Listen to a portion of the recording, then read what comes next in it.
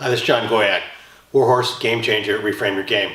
Hey, tonight I'd like to do a little piece on what you really want and knowing what you really want and how important that is. I think so often we find we get into a routine, and once we get into that routine, we feel comfortable, we hit our pace and everything like that. And that does not really give us the power that we really need to expand every day to get what we want, more of what we want every day, and to get to where we really want to be. Do we even know what we really want? Where we want to be? People say, well, I've got a succession plan here, so I'm going to be in this role in 3 years. Hell, you might be dead tomorrow. So the real question becomes, what do you really want? And what are you really willing to do to get there? Because those are the guys, people who take that kind of framework on, are the guys who make a difference.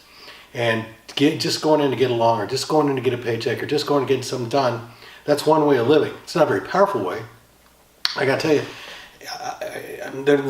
that's kind of not a very interesting way, is it? I mean, seriously? Is it just I'm supposed to get through the week so I can get home and go to the barbecue, drink a few beers and stuff on the weekends? That's not the kind of life I want to live. And I would suggest that if you're a shaker and a mover and a lightning rod for your organization, for your family, that's not the way. That's not a way to get a good way to get where you want to get. So what I'd suggest is that we work together to really define exactly what we want.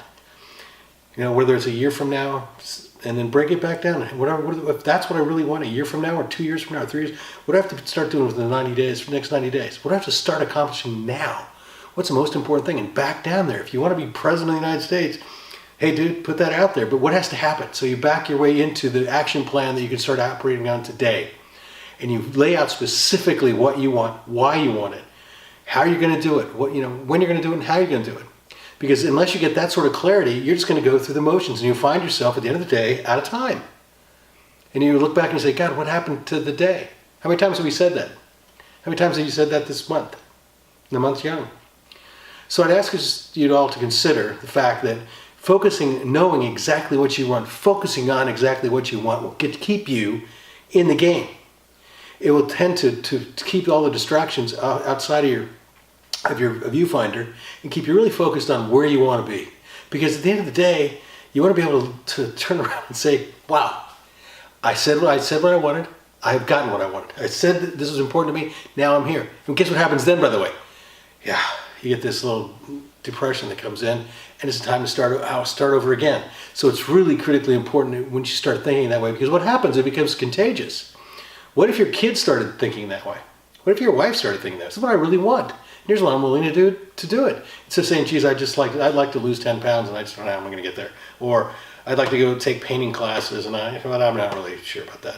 All those are lame sorts of things, and they rob you of power. So if you think of your family as this energetic unit of power, where does that sort of thinking leave you? Think about your organization. If everybody's just going through the motions, man, and you're waiting for the boss to make the decision, where does that leave you?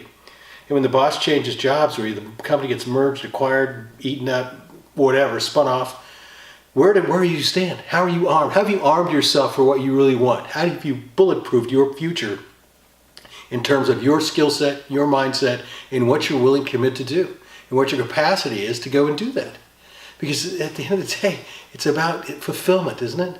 It's about getting what we want, having what we want, being able to share that with our family, and create that fulfillment with our families, and get fulfillment from whatever we do, whatever our work is. Because if work is just work, what's the point? If work is empowering, fun, even, hey, imagine that one, right? Challenging, and you get something, you create, that really gives you something that's important, I think, to you down in your heart. You're doing God's work once you get to that sort of a level. And so every day.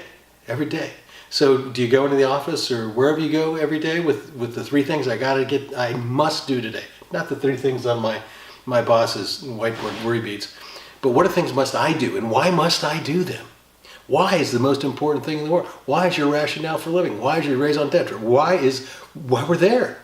Why is power? If I don't know why I'm doing something, then I'm just turning a crank. And anybody can turn a crank. Monkey can turn a crank.